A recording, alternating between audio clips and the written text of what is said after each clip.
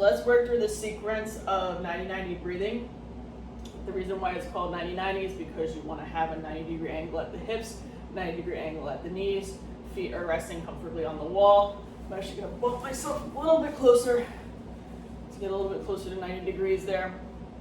Okay, before we start anything with the breathing, we have to set the hamstring tuck first. So what that involves is trying to feel like I'm peeling my feet down the wall, because that's going to create a contraction in the hamstrings and create that little bit of tuck.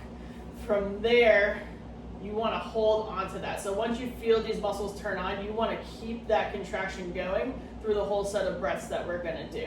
And what it should feel like is just a little bit of a tiny movement there. You don't want to feel it in your abs. You don't want to feel the whole pelvis dumping. You want to feel the abs being loose and getting that movement of the pelvis from the end of your hamstring here, pulling up.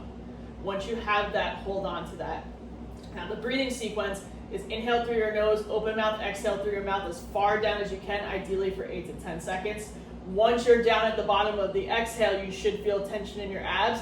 Once you feel tension in the abs, you want to hold your abs down there and then inhale again on top of that so that you feel the expansion in the whole torso.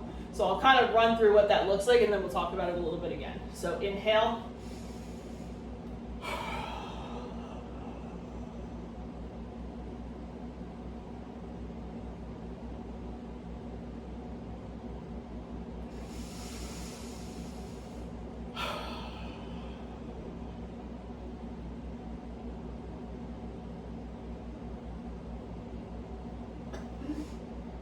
And even there, another thing to mention is if you do get to a point of a cough or feeling like it's a little bit choky, that means you actually are getting to the bottom of your exhale. So what you could probably see was the subtle movement of the rib cage on my exhale, that it was going down towards the table. And as it was going down towards the table, I would hold that there and then try to inhale again on top of it. Because when you have the stacked position, the idea is not to hold your breath while you're lifting weights. The idea is to get your stacked position, but you're still able to breathe normally, because what's holding yourself in place are your internal muscles, not the diaphragm holding the breath and creating the pressure that way. You want to create internal pressure that can handle the load from you getting the stacked position in the muscles, not from holding the breath.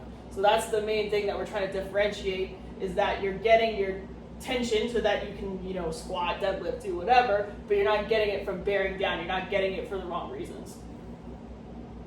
Ideally, what we'd like to do is 5 to 8 breaths for a cycle. You can use it for prep. You can use it for cool down.